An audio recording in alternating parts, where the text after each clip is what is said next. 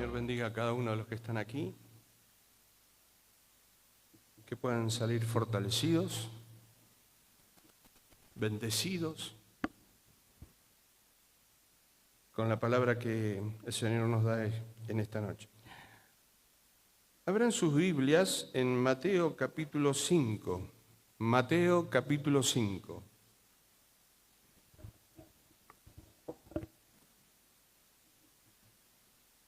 Y este es uno de los más famosos sermones del Señor Jesús.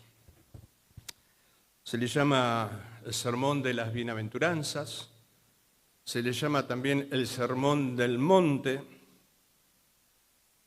Es uno de los más preciosos sermones que predicó Jesús y quedó registrado para nosotros, para que podamos aprender, disfrutarlo.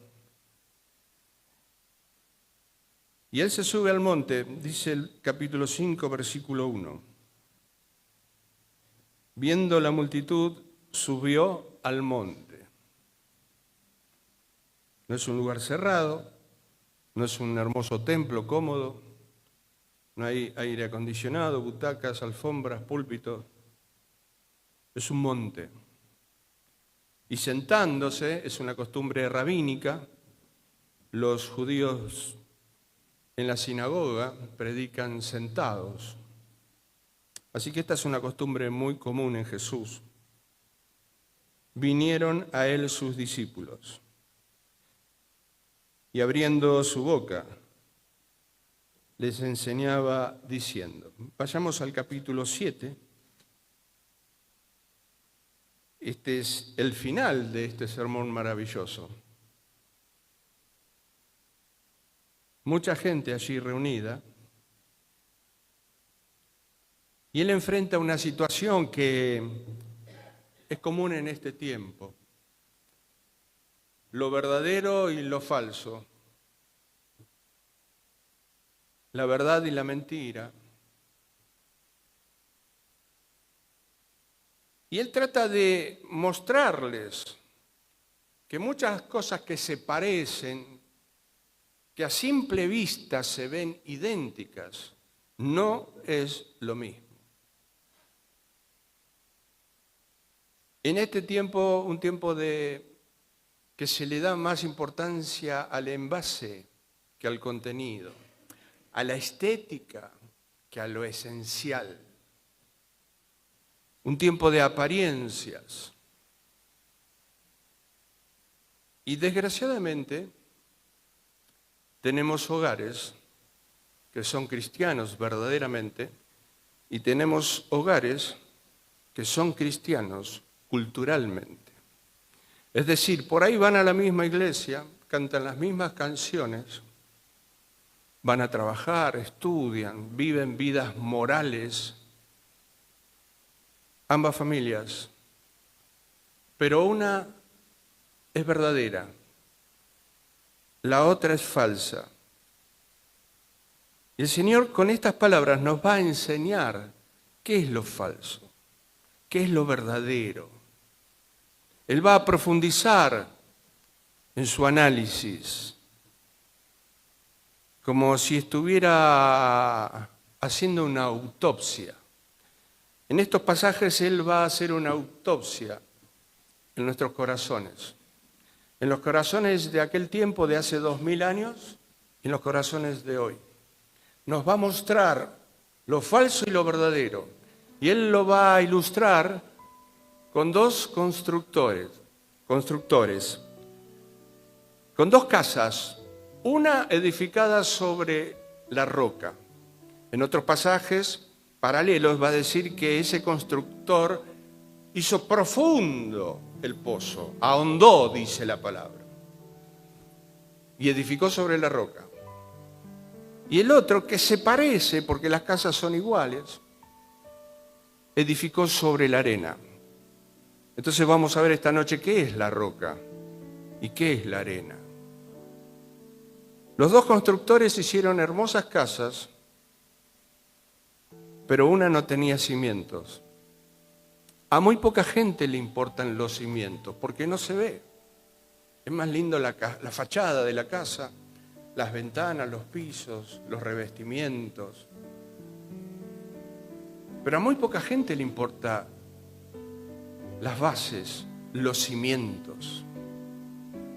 No se ve, ¿para qué preocuparnos por lo que no se ve? Y esto también nos habla de integridad.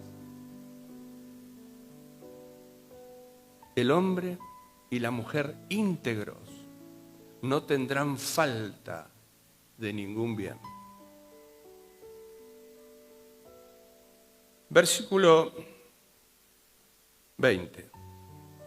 Capítulo 7, versículo 20.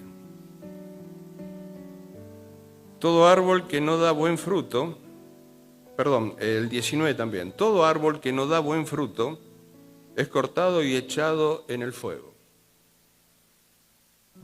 Así que por sus frutos los conoceréis. No es por la ramita verde, no es porque tiene raíces, no está diciendo eso. Pero ya tiene flor, no está diciendo eso, está diciendo fruto.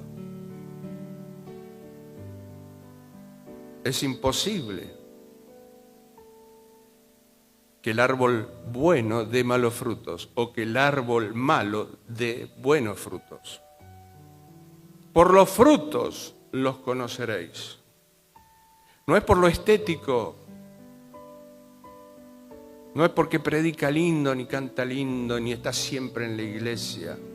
Frutos dignos de arrepentimiento. ¿Es por los frutos? Sí. Seguimos.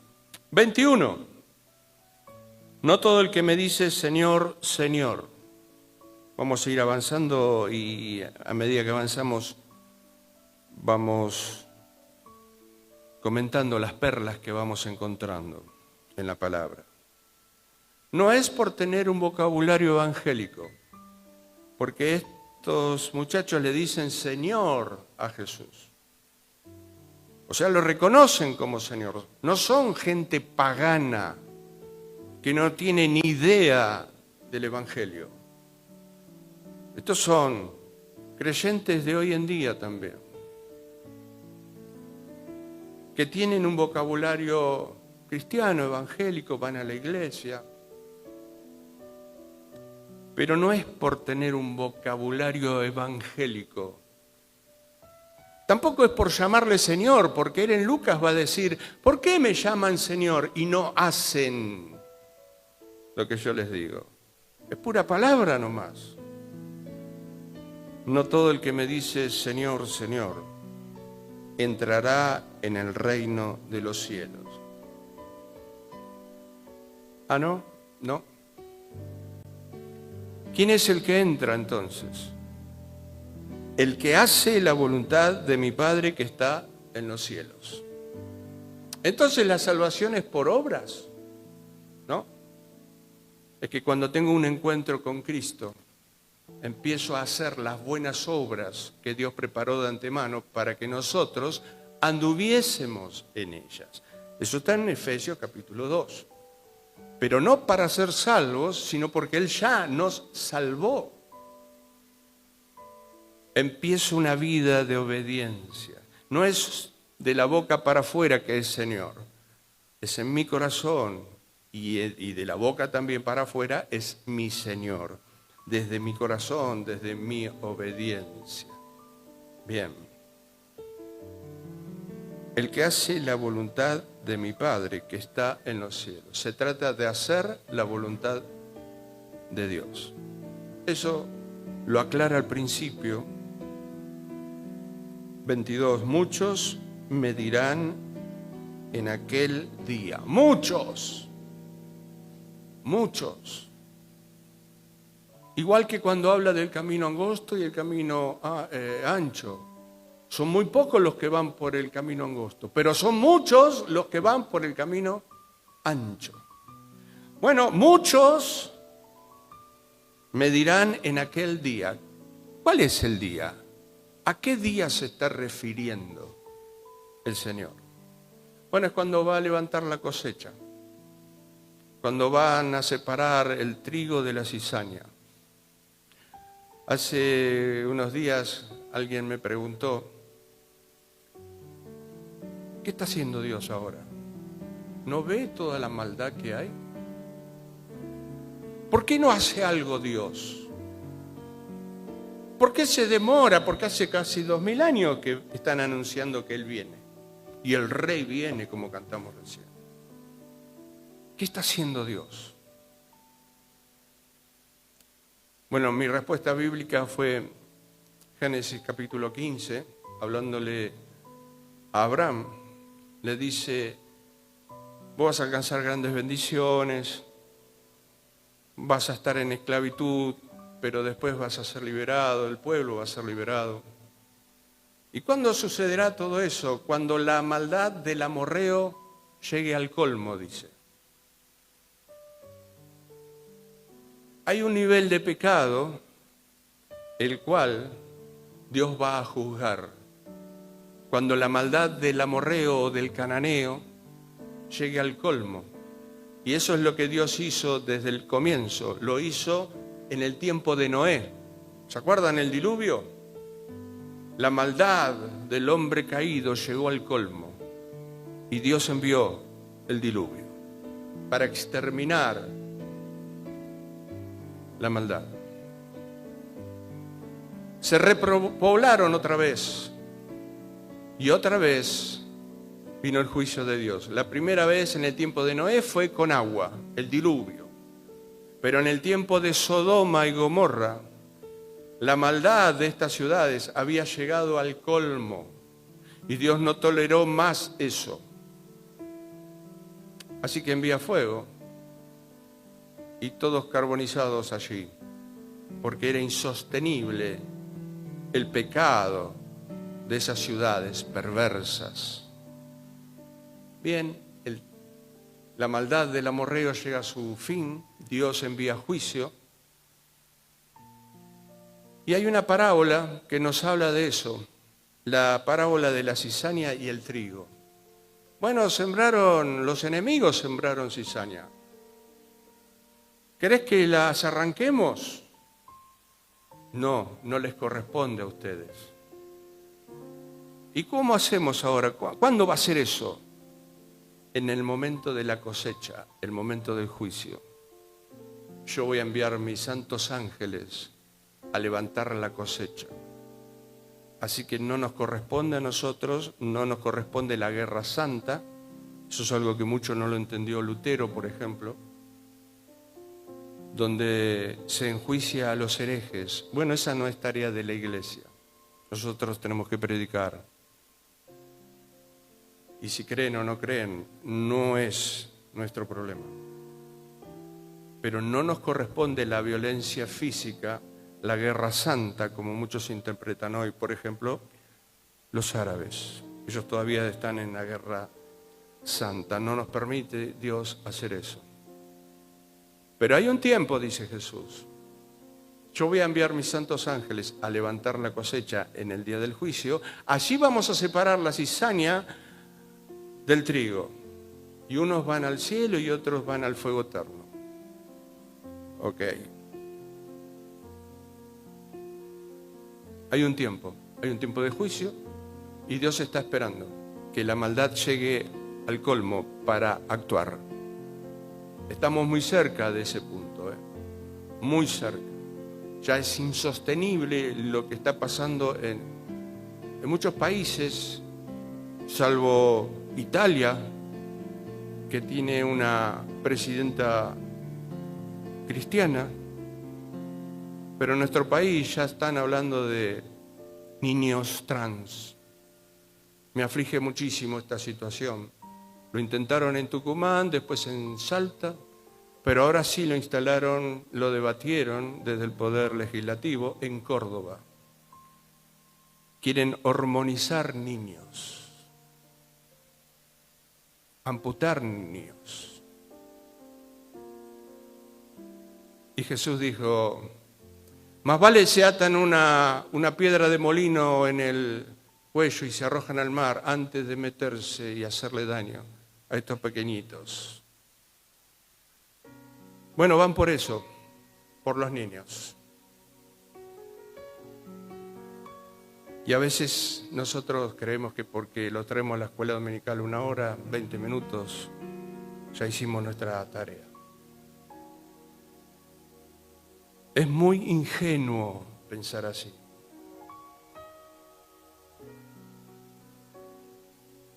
Muchos me dirán en aquel día, Señor, Señor, siguen con su lenguaje.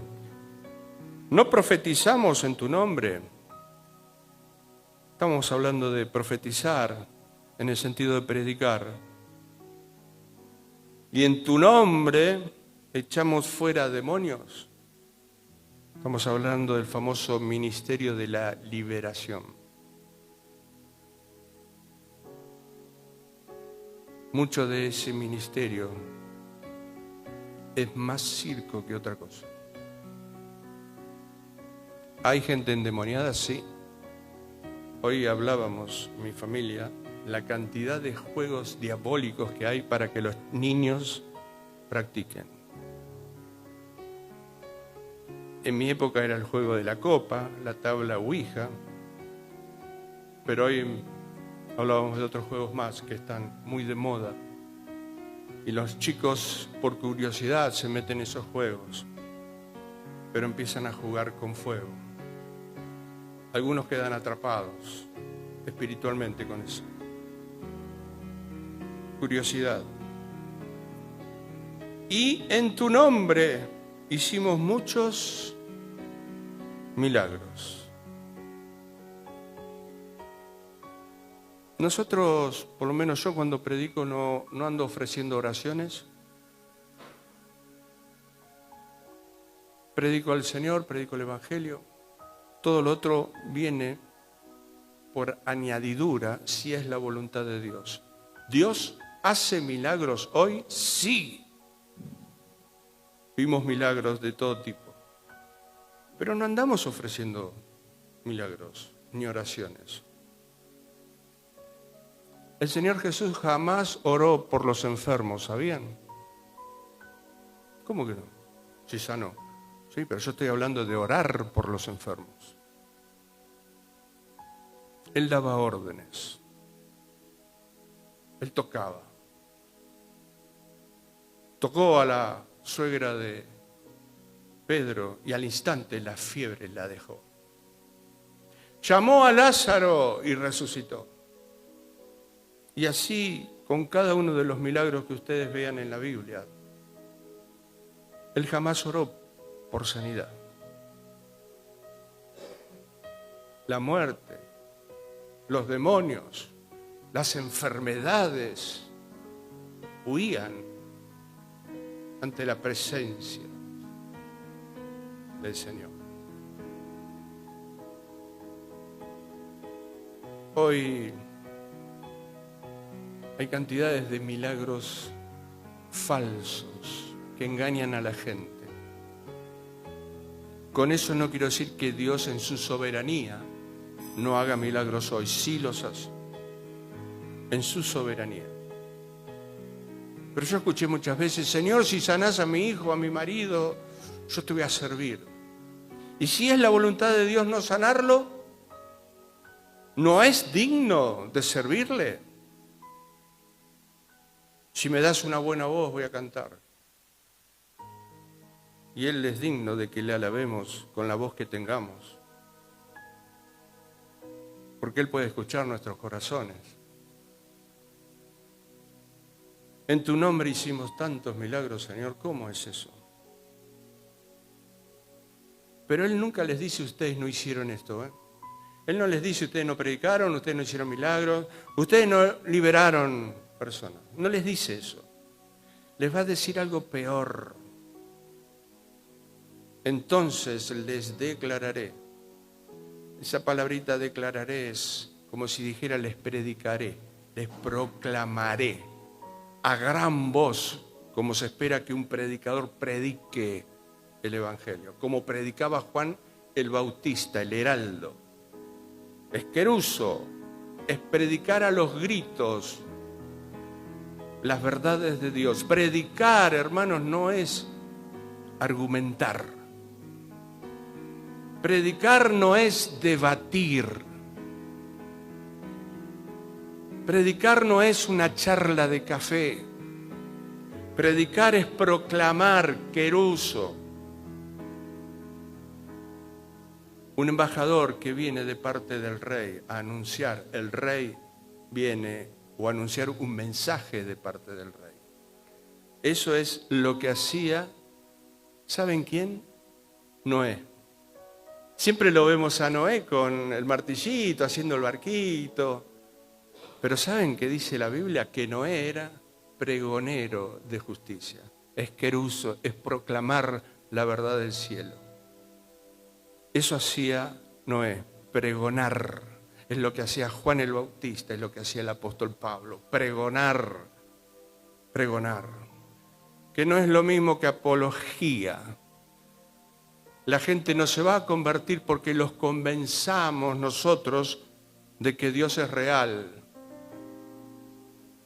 La gente se va a convertir por la obra del Espíritu Santo a través de la predicación.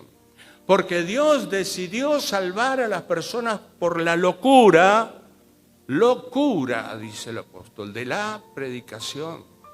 No por el debate. ¿Está mal debatir? No, no está mal. Nuestra fe tiene que estar fundamentada en la palabra de Dios, pero no es cometer suicidio intelectual cuando tenemos fe. No es me volví un ignorante ahora que tengo fe. Está bueno la apologética, la defensa de las Escrituras, ver los hechos que rodearon la resurrección de Cristo, por ejemplo. Pero la gente no se va a convertir porque yo lo convenza, le dé argumentos de que este libro es la palabra de Dios.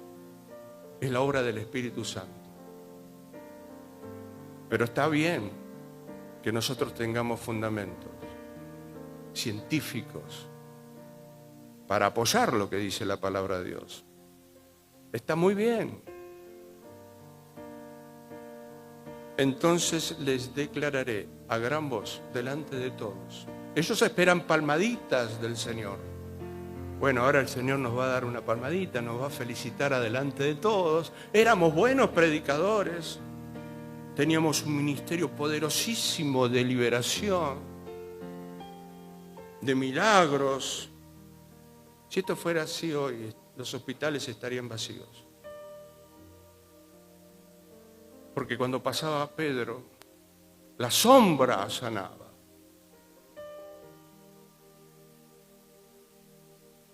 Los hospitales hoy estarían vacíos. Entonces les declararé, nunca os conocí. Lo de ustedes fue falso. No los conozco. Pero ¿cómo no es Dios? ¿Dios acaso no conoce todas las cosas?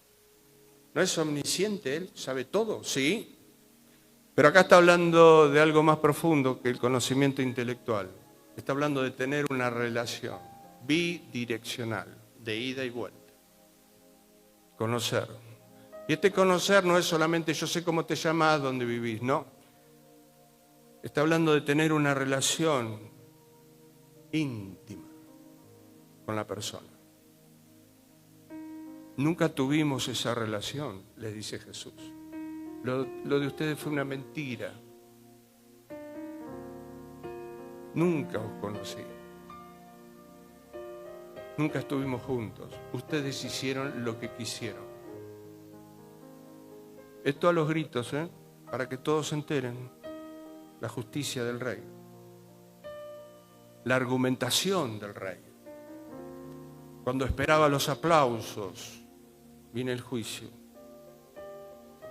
Nunca os conocí, nunca tuvimos una relación íntima, nunca fuimos amigos, nunca me adoraron de verdad. Estuvieron corriendo todo el tiempo, pero no tuvieron tiempo de sentarse a los pies míos para aprender.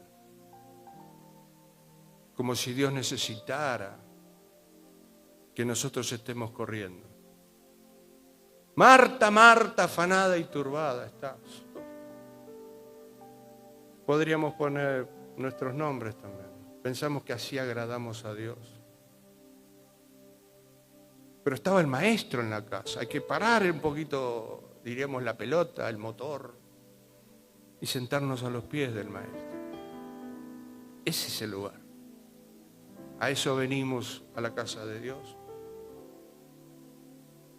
Venimos a adorarle. Nunca os conocí. Y en hebreo, cuando habla de conocer, habla de relación íntima sexual incluso. Y fulano conoció a la mujer y nació fulanito. Se refiere a eso también, al conocimiento íntimo. Por supuesto, el Señor no está diciendo tener intimidad sexual, pero sí conocernos íntimamente. Pasar tiempo en su presencia. Pensamos que cuanto más corremos, más servimos a Dios. Nunca os conocí, apartaos de mí.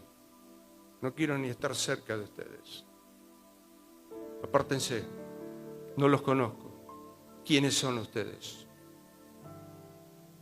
Pero me impresiona la última característica que va a decir a esta gente, que se creían evangélicos, se creían que eran cristianos, hacedores de maldad. Es tremendo, no los conozco. Apártense de mí. Ustedes son hacedores de maldad. Y yo me preguntaba, Señor, ¿cómo es que son hacedores de maldad? Si las cosas que hicieron están buenas, está bueno ayudar a la gente, liberar a la gente que está endemoniada. Tremendo. No sé por qué hoy estuvimos hablando mucho de esto. Ni sabía que iba a estar acá, pero de gente endemoniada, de creyentes o no creyentes, ¿se puede endemoniar? ¿No se puede? ¿Cómo se posesiona el demonio? Etcétera, etcétera. Bueno, básicamente son puertas que uno mismo le puede abrir a los demonios.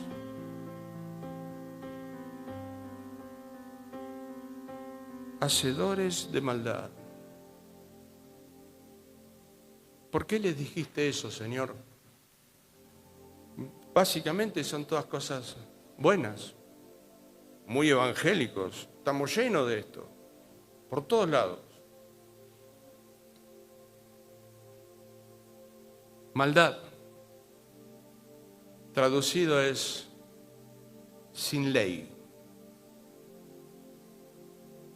Me impresionó cuando encontré esto. Sin ley. Les está diciendo, ustedes hicieron lo que quisieron, como si yo nunca les hubiera dado mi ley. Escribí una ley. Les di mi ley. Pero ustedes vivieron como si nunca les hubiera dado la ley. Sin ley. Maldad. Así que todo lo que hicieron es basura para Dios. ¿Basura? Sí, porque no salió del corazón de Dios, no salió del trono de Dios. Salieron de sus propios tronos, de sus propios corazones. Por eso son hacedores de maldad. Y lo que no es de Dios, ¿de quién va a ser? Si no le cantás a Dios, ¿a quién le cantás? Pablo va a decir, lo que ustedes le ofrecen a los ídolos es a los demonios, ¿eh? No se equivoquen. Sin ley. Desgraciadamente, mucho del pueblo evangélico, mucho de familias evangélicas pasan por esta situación, viven sin ley. Y Dios le dijo desde el principio al pueblo de Israel, ustedes tienen que enseñarle mi ley a sus hijos y a sus familias. Y lo hizo de una manera tan impresionante que tenían que hacerlo en el camino, al levantarse, al acostarse, Deuteronomio capítulo 6. Todo el tiempo. ¿De qué está hablando? De saturación de la palabra de Dios. Saturar tu familia, tu vida, tu corazón con la ley de Dios. Saturarlos. Y va a usar un verbo que se traduce a afilar. Las escribiréis, se las repetirás a tus hijos. Y el verbo allí en hebreo es afilar, aguzar. Es una tarea pesada, salen chispas. Le vas a enseñar eso a tus hijos, vas a afilar a tus hijos, vas a saturar tu familia, porque es lo único que necesitas en este tiempo. Tus hijos van a ser odiados en este mundo. Las universidades estatales los entrenan para el ateísmo. Pueden ser profesionales, todo lo que quieras. Pero si no afilás a tus hijos con la palabra de Dios, si no saturás tu familia con la palabra de Dios, que la palabra de Dios sea el eje en tu vida, en tu hogar. Si no haces eso, los estás preparando para el infierno. Lo que no hagas por tus hijos, lo va a hacer el diablo. Si no discipulás a tus propios hijos, lo va a hacer el mundo y el diablo. Se van a encargar. Podés tener hijos profesionales, te felicito, yo también quiero. Los podés mandar a la mejor universidad, la mejor escuela. Pero si en esa academia no hay palabra de Dios y no hay palabra de Dios en tu casa, entonces los estás preparando para el infierno. Ninguno acá quiere tener hijos para el infierno. Esa no fue la idea de Dios. Por eso en Deuteronomio 6 le dice eso al padre de familia, al papá, al sacerdote, al que es cabeza de hogar, tiene la responsabilidad. Dios no nos dio hijos para el infierno, nos dio hijos para el cielo, para que sean siervos de Dios. Si son profesionales, gloria a Dios, mejor. Hacedores de maldad, vivamos confiando en la ley que Dios ya nos dio. Cualquiera pues que me oye estas palabras, vimos que en hebreo oye Israel es oír y obedecer. No es simplemente oír, es oír y obedecer. Cualquiera que me oye estas palabras y las hace, le compararé a un hombre prudente que edificó su casa sobre la roca. ¿Qué es la roca? Es la palabra de Dios, los principios de Dios, los valores de Dios, la cultura de Dios.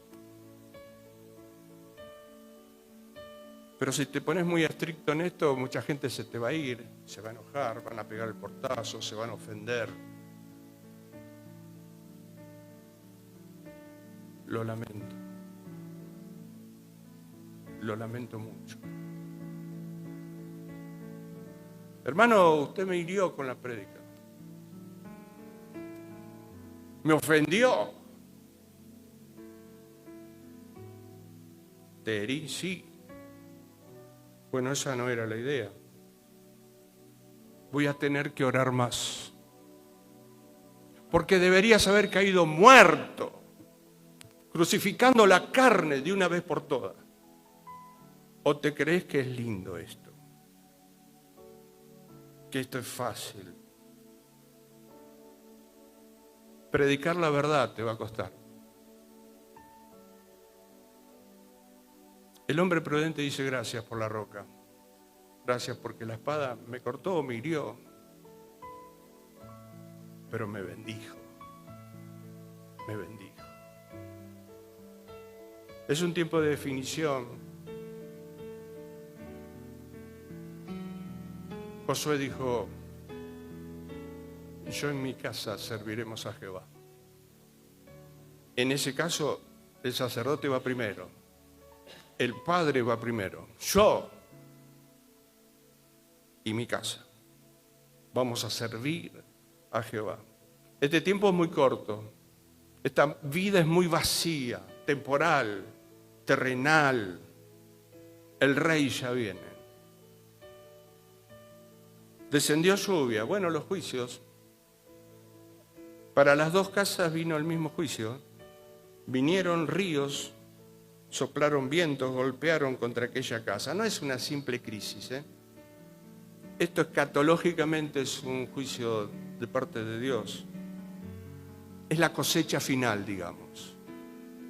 Acá está Dios levantando la cosecha. Pero dice que la casa no cayó, porque estaba fundada sobre la roca. Y Dios quiere esos hogares que estén fundamentados en la roca. Porque estaba fundada sobre la palabra de Dios. Pero cualquiera que me oye estas palabras y no las hace, es un oidor olvidadizo, como dice Santiago, que se miró en el espejo, pero se olvida. Se miró en el espejo de la palabra de Dios que te dice la verdad. Que sos gordo, flaco, canoso, chueco, chueca. Te dice la verdad, pero te olvidás. Te fuiste y te olvidaste. Bueno, así es cuando, dice Santiago, miramos la palabra de Dios y nos olvidamos lo que el espejo de Dios nos dice. Mas el que mira en la perfecta ley, la roca, la escritura, y persevera en ella, no siendo oidor olvidadizo, será bienaventurado en todo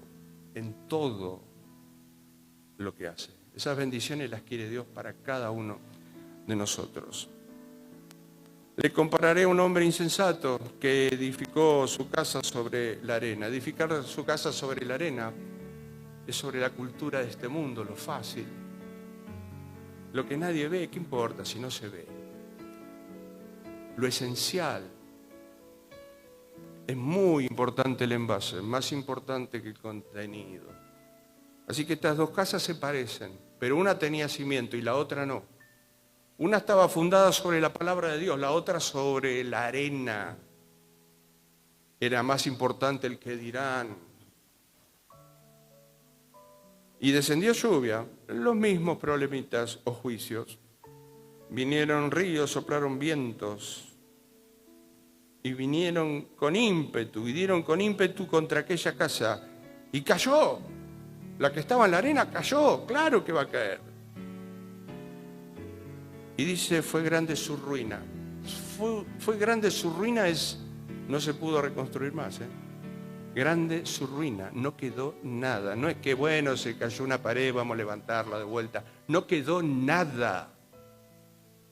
Está hablando de los juicios que se vienen y que están más cerca de lo que se imaginan. No es tiempo para jugar, es tiempo para consagrarnos, para poner en el centro la roca, la palabra de Dios, para saturar nuestras vidas de la palabra de Dios. Esto no es un resfrío que se viene, un vientito. No, hermanos, se vienen tremendos juicios. La cosecha de Dios está cerca, está más cerca de lo que se imagina. Fue grande su ruina. Dios nos está mostrando cómo separar, cómo discernir lo que es verdadero de lo falso, lo que es el cimiento sobre la roca y lo que es el cimiento sobre la arena. Hay que discernir. A nadie le gusta que le den plata falsa. Nadie quiere eso, Dios tampoco. Podemos engañar a los hombres, pero a Dios no lo podemos engañar. Él ve el corazón. Y llegó al final del sermón Jesús. Y cuando terminó Jesús estas palabras, la gente se admiraba de su doctrina. El comentario fue bueno, pero esta gente fue oidora olvidadiza. ¿Hicieron un comentario bueno? Sí, me gustó Jesús. Qué lindo que predicó. Qué bueno que estuvo. Este era el hijo del carpintero. Sí, mira vos, qué bien. La gente se admiraba de lo que habían oído. Mira vos, el hijo del carpintero. ¿Por qué se admiraban? Porque les enseñaba como quien tiene autoridad. Él sabía, y claro, él era el autor de la ley. Ya no quedaban predicadores en esa época, por eso están admirados. los escribas, los fariseos, habían mezclado tanto las tradiciones de los ancianos, de los líderes, que ya no había escritura para predicar. Entonces viene Jesús y predica con total autoridad y el pueblo se quedó admirado. Pero fue un auditorio olvidadizo. Se miraron en el espejo y se olvidaron. ¿Por qué? Porque si no, no hubieran dicho crucifícale. Acá había multitud de gente que les gustó la prédica de Jesús. Pero cuando tuvieron que tomar una decisión, la multitud eligió a Barrabás. Obviamente no tenían la roca en su corazón, no tenían la palabra de Dios, los principios de Dios, los valores de Dios. Así que no es solamente oír, hay que oír y obedecer. Amén. Que el Señor les bendiga.